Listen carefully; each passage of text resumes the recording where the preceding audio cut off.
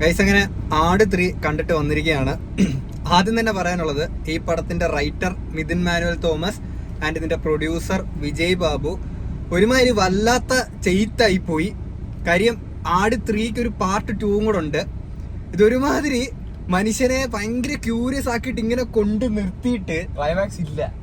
ഈ ക്ലൈമാക്സ് വെച്ചാൽ ഭയങ്കര അൺഎക്സ്പെക്ടഡ് ആയിട്ട് ഇത് ഇങ്ങനെ തീർത്തോ, മീൻസ് അടുത്ത പടം കാണാൻ അല്ലെങ്കിൽ അതിന്റെ അടുത്ത ഭാഗം കാണാൻ വേണ്ടിയിട്ട് നമ്മൾ ഇനി കാത്തിരിക്കണം. അമ്മാതിരി വേറെ ലെവൽ സാധനം എന്ന് വെച്ച് കഴിഞ്ഞാൽ വേറെ ലെവൽ സാധനം. കാര്യം എടാ, ഇത് എനിക്ക് തോന്നുന്നില്ല മലയാളത്തിൽ ഇതുപോലെ ഒരു സ്ക്രിപ്റ്റ് ഒരു സാധനം വന്നിട്ടുണ്ടെന്ന് എനിക്ക് തോന്നുന്നില്ല. പിന്നെ മിഥുൻ മാനുവൽ തോമസിന്റെ റൈറ്റിംഗ് ഈ സാധനം കൊണ്ടെത്തിച്ചേക്കുന്നേ ഭയങ്കര സാധനം. ആട് 3നെ പറ്റി പറഞ്ഞതിന് മുന്നേ നമുക്ക് ഇതിന്റെ 3യുടെ പാർട്ട് 2നെ പറ്റി പറയാം. ഇതിനൊരു പാർട്ട് 2 ഉണ്ടെന്ന് പറഞ്ഞല്ലോ. ഈ പാർട്ട് 2 എന്ന് പറഞ്ഞാൽ ഇതിന്റെ ഫസ്റ്റ് ഹാഫ് നിങ്ങൾ നോക്കിക്കോ, കോമഡി എന്ന് വെച്ച് കഴിഞ്ഞാൽ പീക്ക് ലെവൽ കോമഡി ആയിരിക്കും. കാര്യം സിറ്റുവേഷൻ അദ്മാതിരിയാണ് ഇതിന്റെ ക്ലൈമാക്സ് കൊണ്ട് എത്തിച്ചു വെച്ചേക്കുന്നത്. പിന്നെ ഇതിന്റെ OTT ഇറങ്ങുമ്പോൾ റീൽസിൽ കുറെ കിടന്ന് ഓടിക്കളിക്കാൻ പോകുന്ന ഒരു സാധനം ഉണ്ട്, ക്രഷ് അടിച്ചെന്നും പറഞ്ഞുകൊണ്ട്. ഇതിനകത്തൊരു ഫോറിൻ ലേഡി, അങ്ങനെയല്ല മദാമ, അങ്ങനെ തന്നെ പറയണം, മദാമ. എന്റെ മോനെ സത്യം പറയാലോ, ക്രഷ് അടിച്ചു പോയി. അമ്മാതിരി ലുക്ക് സീന് സാധനം. പിന്നെ പടം തുടങ്ങിയിട്ട് ഇതിന്റെ ഓരോ ആൾക്കാരുടെ ഇൻട്രോ ഉണ്ടല്ലോ, എന്റെ മോനെ ഇജാതി സാധനം. പിന്നെ അത് ഞാൻ ഇവന്റെ അടുത്ത് പറഞ്ഞ് ഇല്ലേ, പകുതി പടം കുറച്ചങ്ങോട്ട് പോയപ്പോഴേ ഞാൻ പറഞ്ഞു ഇവന്റെ അടുത്ത് ഇതിനൊരു പാർട്ട് 2 കൂടെ ഉള്ള ഭാഗം ഉണ്ടെന്നുള്ളത് ഇങ്ങനെ പറഞ്ഞു. അത് കഴിഞ്ഞ് ക്ലൈമാക്സ് കൊണ്ട് എത്തിച്ചപ്പോഴത്തേക്കിന് മോനെ സീനെന്ന് വെച്ച് കഴിഞ്ഞാൽ അൾട്ടിമേറ്റ് സീന് സാധനം. ക്ലൈമാക്സ് ഞാൻ ഓൾറെഡി പാതി ആയപ്പോഴേ ഞാൻ പറഞ്ഞായിരുന്നു, ഇത് എവിടെ കൊണ്ട് നിർത്തും, എവിടെ ഇതിന്റെ ഒരു എന്ത് ഇവർ കൊണ്ട് എത്തിക്കുമെന്ന് ഞാൻ ഇങ്ങനെ കൺഫ്യൂഷൻ അടിച്ചു. ഇപ്പൊ ഈ സിനിമ കണ്ടു കഴിഞ്ഞാൽ നിങ്ങൾക്ക് തോന്നാൻ പോലെ ബാഹുബലി സെക്കൻഡ് നിങ്ങൾ കാണുന്ന ഭയങ്കര ക്യൂസ് ആയിട്ട്, എന്നിട്ട് പാതിക്ക് വെച്ച് കറണ്ട് പോയി. അതെ, സത്യം. ഈ സിനിമ കൊണ്ട് നിർത്തിയേക്കുന്നത് ബാക്കി എന്താണെന്ന് കാണാനും പറ്റത്തില്ല. ഇനി എപ്പൊ കറണ്ട് വരുന്നത് വെയിറ്റും ചെയ്യണം. ആ ഒരു അവസ്ഥയല്ല സിനിമ കൊണ്ട് നിർത്തിയേക്കുന്നത്. ഞാൻ അവരുടെ ദുരന്തർ 2 ആണെങ്കിൽ പടയെന്ന് ഇറക്കിയിട്ടുണ്ടല്ലോ, അതുപോലെ പടയത് ഇത് ഇറക്കണ കാര്യം വെയിറ്റ് ചെയ്യാൻ വയ്യ. പിന്നെ ഇതിനകത്ത് നമ്മുടെ ഓരോ ആൾക്കാരുടെ ഇൻട്രോ അത് സീനാണ്. ഇനിയും ഡൂഡിന്റെ ഒരു എൻട്രി ഉണ്ടായിരുന്നു. അയ്യോ, സീനായിട്ട് പറയില്ലേ, ഒരു സാധനം ഉണ്ട് ഡൂഡിന്റെ. അത് ഡൂഡായിരിക്കും, ഭയങ്കര അൺഎക്സ്പെക്ടഡ് ആയിട്ടുള്ള ഒരു സാധനമായിരുന്നു.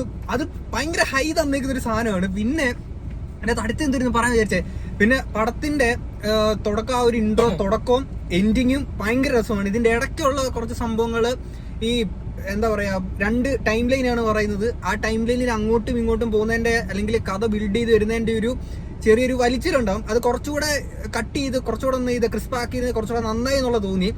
ബാക്കിയല്ല എന്റെ മോനെ എന്ത് സാധനമാടാ ഇത്.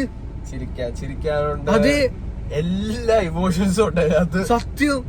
എന്നിട്ട് ഇത് ഇനി പാർട്ട് 3 ആട് 3യുടെ പാർട്ട് 2 വരുമ്പോ എനിക്ക് തോന്നുന്നു ഇനി ആ പാർട്ട് 2 കഴിഞ്ഞൊരു പാർട്ട് 3 കൂടെ ഉള്ളൊരു വകുപ്പുണ്ടെന്ന് തോന്നുന്നു. കാര്യം ഇതിന്റെ ടൈം ലൈൻ വെച്ചൊരു സാധനം പറഞ്ഞുകൊണ്ട് പറയാണ്. പിന്നെ അത് നമ്മുടെ ആശാൻ കൊള്ളാം, നൈസ്. അയ്യോ, 3 വെറൈറ്റി ആശാന്മാരുണ്ട്. അതെ, എല്ലാരും 3 വെറൈറ്റി വെച്ചിട്ട് സത്യം. നമ്മൾ ഈ അവഞ്ചേഴ്സിന്റെ എൻഡ് ഗെയിം ഒക്കെ പോലെ തന്നെ അവർക്ക് ഓരോരുത്തർക്ക് സെപ്പറേറ്റ് ഓരോ പടം ഉണ്ടല്ലോ.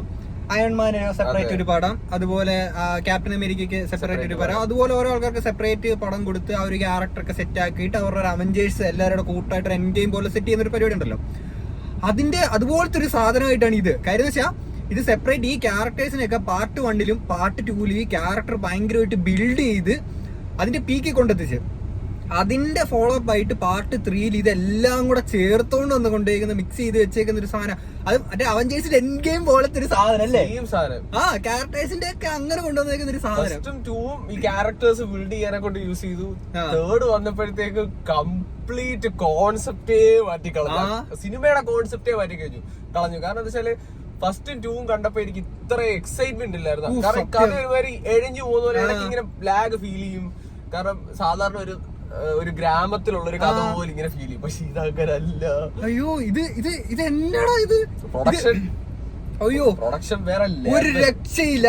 പാർട്ട് 1ഉം പാർട്ട് 2ഉം ക്യാരക്ടർ ബിൽഡ് ചെയ്യാൻ വേണ്ടിയിട്ടുള്ള സാധനമായിരുന്നു എന്നുള്ളതാണ് ഇപ്പൊ ഇത് കാണുമ്പോ തോന്നുന്നത്. കാര്യം ഇത് പാർട്ട് 3 എടുത്ത് വെച്ചേക്കുന്നത്.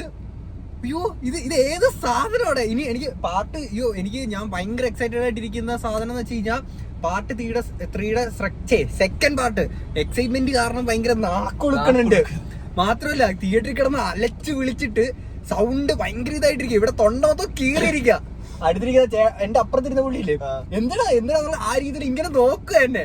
അമ്മാതിരി തിയേറ്റർ മൊത്തം ഭയങ്കര ഓളമായിരുന്നു, ഭയങ്കര രസമായിരുന്നു. എന്താ ഇനി പറയാ പടത്തെ പറ്റി. അതുപോലെ വേറെ കാര്യം ശ്രദ്ധിച്ചു, ഞാനിപ്പോ പറഞ്ഞല്ലേ ഈ പാതിക്ക് വെച്ച് നിർത്തിയ പോലത്തെ ഒരു ഫീലാണ് ഈ സിനിമ. അങ്ങനെ കൊണ്ട് നിർത്തിയപ്പോ എല്ലാരും ഇങ്ങനെ ചാരി കടത്തെടുത്തു. സത്യം ഇതെന്ത് സിനിമ തീർന്നു എടാ നിർത്തിയോടാന്നുള്ള കറക്റ്റ് സിനിമ. ബാഹുബലി 2 കണ്ടോണ്ടിരിക്കുന്നതിന്റെ ഇടയ്ക്ക് കറണ്ട് പോയാ അതുപോലെ കൊണ്ട് സിനിമ നിർത്തിയേക്കുന്നത്. സത്യടാ. ഇനി ഇങ്ങനെ നമ്മളിങ്ങനെ ഇട്ട് കൊല്ലും.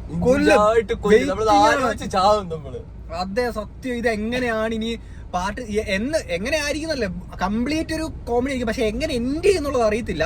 അത് നേരത്തെ പറഞ്ഞ ഈ പാർട്ട് ആട് 3യുടെ പാർട്ട് 2 കഴിഞ്ഞ ഒരു പാർട്ട് 3ക്കുള്ളൊരു സ്കോപ്പും കൂടെ അതിനകത്തുണ്ട്. ഈ ടൈം ലൈനിന്റെ സാധനം വെച്ചതുകൊണ്ടാണ് ഫ്യൂച്ചറിലുള്ള ഒരു സംഭവം കൂടെ പരിപാടികൾ കൂടെ പിടിക്കാൻ പറ്റിയൊരു സാധനമുണ്ട്. എന്നാണെങ്കിലും കിടിലനായിട്ട് അക്കൗണ്ട് എൻഡ് ചെയ്തേക്കുന്നത്. എന്താണെങ്കിലും പാർട്ട് 2ല് കോമഡിയുടെ ഒരു വെടിക്കെട്ട് തന്നെ ആയിരിക്കും.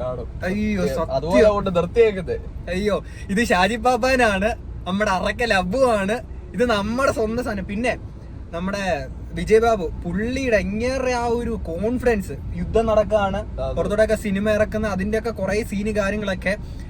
അപ്പൊ അങ്ങനെയുള്ളപ്പം ടോക്സിക് ഇറങ്ങുകയാണെങ്കിൽ അതിന്റെ ഒരു മീഡിയക്കാരൻ വന്ന് ചോദിച്ചപ്പോഴത്തേക്കിന് അത് ഇറങ്ങട്ടെ, നീ ഇറങ്ങി കഴിഞ്ഞാൽ അത് പോയി കാണും, അങ്ങനെയൊക്കെ ആ രീതി പുള്ളിയുടെ കോൺഫിഡൻസ് ആയിരുന്നു. ഈ പടം ഇറങ്ങിയ സെറ്റ് ആവും എന്നുള്ള രീതിയിൽ. അയ്യോ ഇനി തലേ ദിവസങ്ങളിലൊക്കെ ഇവരുടെ യൂട്യൂബില് ഇവര് യാത്ര തുടങ്ങിയത് ഇവിടുന്നായിരുന്നു. ആട് 1 ഇറങ്ങിയതും ആട് 2 ഇറങ്ങിയതും ഇപ്പൊ 3 എത്തുന്നതിന്റെ കഥയൊക്കെ പറഞ്ഞല്ലോ യൂട്യൂബിൽ. അങ്ങനെ ഒരു സാധനം ഉണ്ട്, അതുകൂടെ കണ്ട് ഭയങ്കര ഹൈല്. പിന്നെ ഇടയ്ക്കൊരു ചെറിയൊരു സാധനം ഇവര് ഇറക്കിയിട്ട് ഒരു ഗ്ലിംസ് പോലെ ഇറക്കിയിട്ടുണ്ടായിരുന്നു, മറ്റേ നമ്മുടെ അറക്കൽ അബു മറ്റേ കൈപ്പുഴ കുഞ്ഞപ്പനെ തല്ലാൻ പോകുന്ന പോലത്തെ ഒരു സ്കീം സാധനം. പക്ഷെ അങ്ങനൊരു സംഭവം ഇതിനകത്ത് നിങ്ങൾ പടം പോയി കാണുക, അത്രേ ഉള്ളൂ. പിന്നെ എന്താ പറയാ, പടം ഇത് തിയേറ്ററിൽ തന്നെ കാണേണ്ട ഒരു സാധനമാണ്. അയ്യോ അതെ തിയേറ്ററിൽ കിടന്ന് അലച്ചു വിളിച്ച് കാണണം, കാരണം ആൾക്കാരുള്ളപ്പോ തന്നെ പോയി കണ്ടെങ്കിലേ കാര്യമുള്ളൂ. അതെ അപ്പൊ തിയേറ്ററിൽ മാക്സിമം പോയിരിക്കുക. അയ്യോ അപ്പൊ അത്രേ ഉള്ളൂ.